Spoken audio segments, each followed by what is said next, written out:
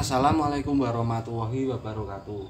Sebelumnya saya ingatkan bagi kreator YouTube pemula yang ingin jadi YouTuber, ingin sukses dari YouTube, penghasilan dari YouTube. Hal terutama, paling utama itu satu, cukup pelajari dan ketahui video apa saja yang layak dimonetisasi. Nah, jangan pernah dilanggar hal itu. Kalau setelah itu tahu peraturan YouTube, video apa saja yang layak dimonetisasi, teruslah berkarya. Entah video apapun pasti bisa dimonetisasi asalkan pakai video sendiri, rekam pakai HP sendiri, jangan nyolong sana sini. Yang penting fokus apa yang Anda kuasai, lakukan saja. Itu pengalaman dari saya. Jadi kreator YouTube itu terutama pengalaman yang terutama itu apa yang Anda kuasai, lakukan saja. Entah itu vlog, entah itu video kebun, entah itu video apa, itu lakukan saja. Karena apa? Sebelum kita punya channel YouTube belum dimonetisasi, itu belum bisa mendapatkan penghasilan. Entah video itu lama, video baru, kalau belum dimonetisasi itu tidak akan mendapatkan penghasilan. Itu YouTube, peraturan YouTube seperti itu. Jadi teruslah semangat berkarya. Yang terutama jangan pernah lawan sama kreator YouTube yang belum tahu hal tentang YouTube. Jadi teruslah berkarya apa adanya. Jangan putus asa karena sebuah ejekan orang atau apa. Yang penting fokus diri sendiri. Punya kemampuannya gimana, lakukan saja. Siapa tahu jadi rezeki buat kalian yang mau berkarya di YouTube. Seperti itu. YouTube itu simpel, peraturannya cuma satu saja. Cukup patuhi peraturan pedoman komunitas YouTube. Setelah Anda mengetahui itu, udah memahami peraturan YouTube, teruslah berkarya. Entah setelah dimonetisasi baru bisa mendapatkan penghasilan, tapi belum tentu yang udah dimonetisasi mendapatkan penghasilan. Karena apa? Setelah dimonetisasi harus bisa mendapatkan $10. Itu dulu $10 mengajukan mendapatkan PIN Google AdSense, verifikasi identitas alamat ya. Belum tentu mendapatkan PIN Google AdSense bisa mendapatkan gajian, itu belum tentu. Karena apa? Harus bisa mencari $100 minimal. YouTube itu kalau udah dimonetisasi pendapatannya 1.300.000 baru bisa dicairkan.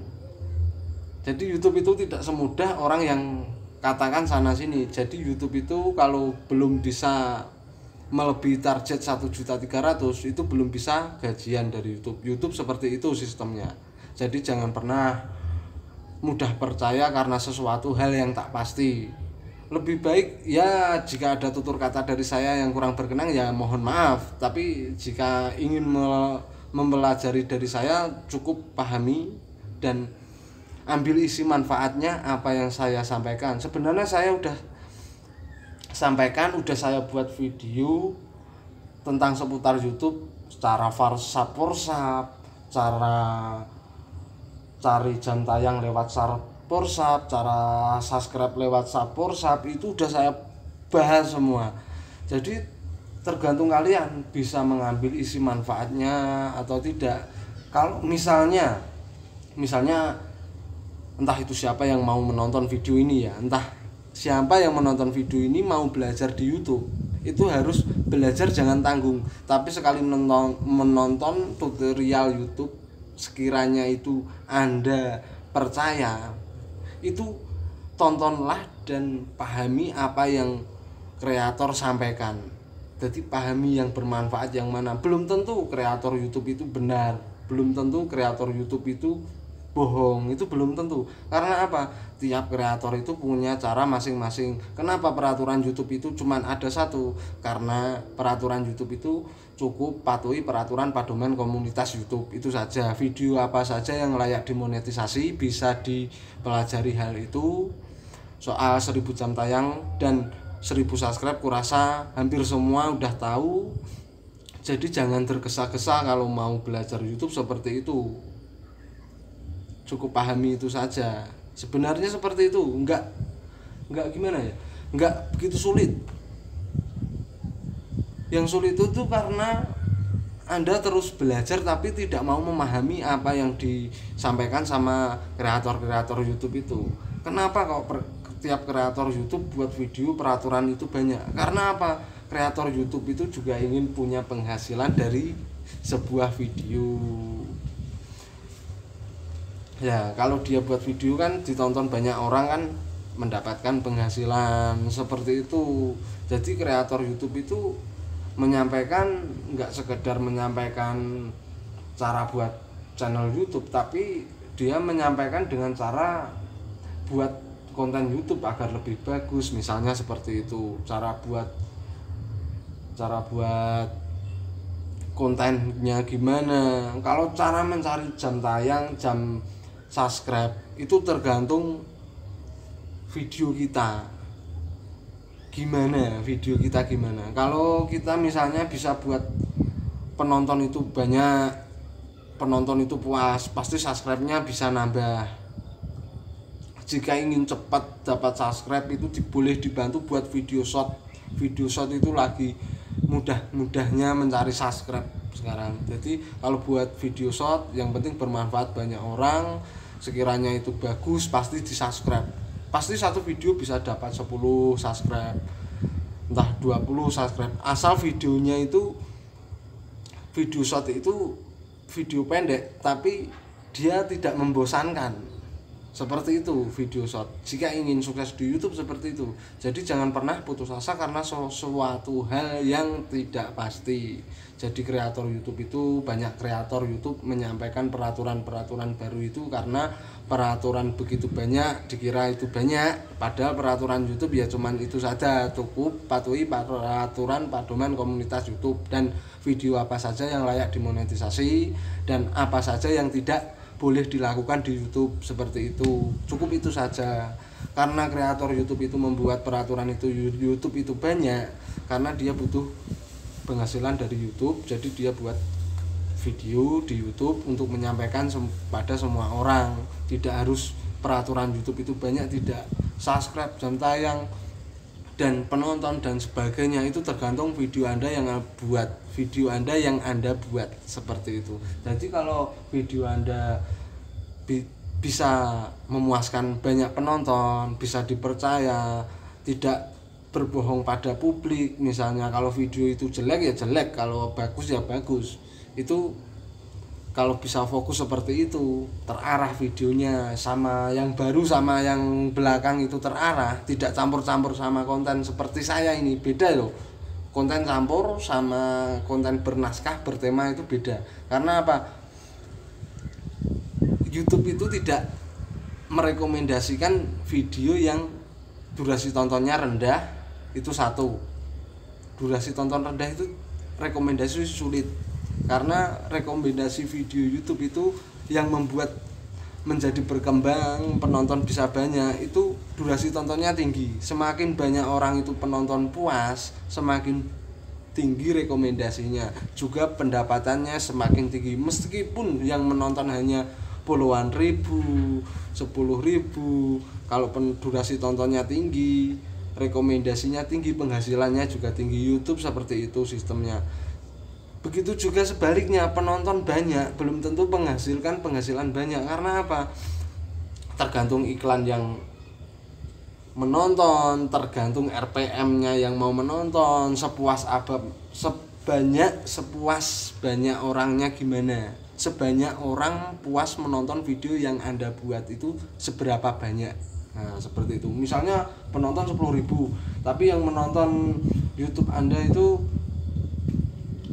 kebanyakan hanya mengeklik tapi tidak menonton. Tapi kan banyak yang menonton. Itu ya sama saja, itu juga bisa jadi rezeki, bisa jadi tidak. Tapi kalau durasi tontonnya rendah, ya sama aja yang menonton seperti video yang menonton itu ratusan, penonton ratusan, video puluhan ribu. Kalau durasi tontonnya RPM-nya rendah, tapi penonton itu seperti penonton puluhan bahkan ratusan, seperti itu. Jadi YouTube sistem kerjanya seperti itu. Peraturan YouTube tidak banyak, asalkan Anda percaya diri, punya keyakinan, buatlah senang dulu, jangan memburu gajian, tapi lihatlah cara proses dan kerjanya. Teruslah berkarya, tidak harus memandang sana sini, oh ini. Fokus saja sama apa yang Anda kuasai tentang buat video. Entah video itu hiburan, mau nyanyi, mau apa, asalkan karya sendiri itu tidak apa-apa. Tidak apa-apa. Soal klaim hak cipta itu bisa dimonetisasi asalkan nanti kalau setelah dimonetisasi Anda mengajukan pendaftaran monetisasi, itu dipotong saja, dipangkas saja, pasti bisa dimonetisasi. Soal klaim hak cipta bagi pemula yang belum dimonetisasi jangan takut. Yang urusan hak cipta itu karena video yang aktif baru tidak bisa dimonetisasi, lebih baik dipangkas dulu. Karena peraturan YouTube hanya pelanggaran yang aktif yang tidak layak dimonetisasi. Jadi urusan klaim hak cipta itu jangan takut, publikan saja. Tapi setelah daftar monetisasi nanti kalian pangkas dulu semua mana yang klaim hak cipta, jangan dihapus videonya. Emang sayang viewernya, itu tidak apa-apa. Tapi setelah dimonetisasi itu baru boleh, mau klaim hak cipta boleh, tapi penghasilannya beda ya sama video yang tidak hak cipta. Terus setelah monetisasi baru kalian bisa menghitung penghasilan.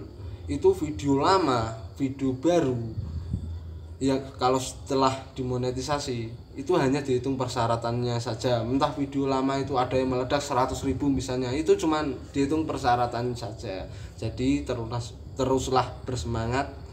Jika Anda berkenan pengen menonton video tutorial abal-abal kayak aku iki, hanya menyampaikan ya, bisa dicek deskripsi saya atau playlist saya udah banyak bahas seputar YouTube sebenarnya, tapi saya gabut ya. Jadi buat siapa tahu ada penonton yang mau menonton juga memahami apa yang saya sampaikan, semoga bermanfaat. Sebelum saya akhiri, saya mohon maaf yang sebesar-besarnya dari bila ada tutur kata dari saya yang salah dan kurang berkenan ya. Ya. Wal taufik wal hidayah. Wassalamualaikum warahmatullahi wabarakatuh. Salam rahayu. Semoga ini Pabelan Semarang lekas mau hujan, udah mendung ya, mendung. Semoga lekas mau hujan ya.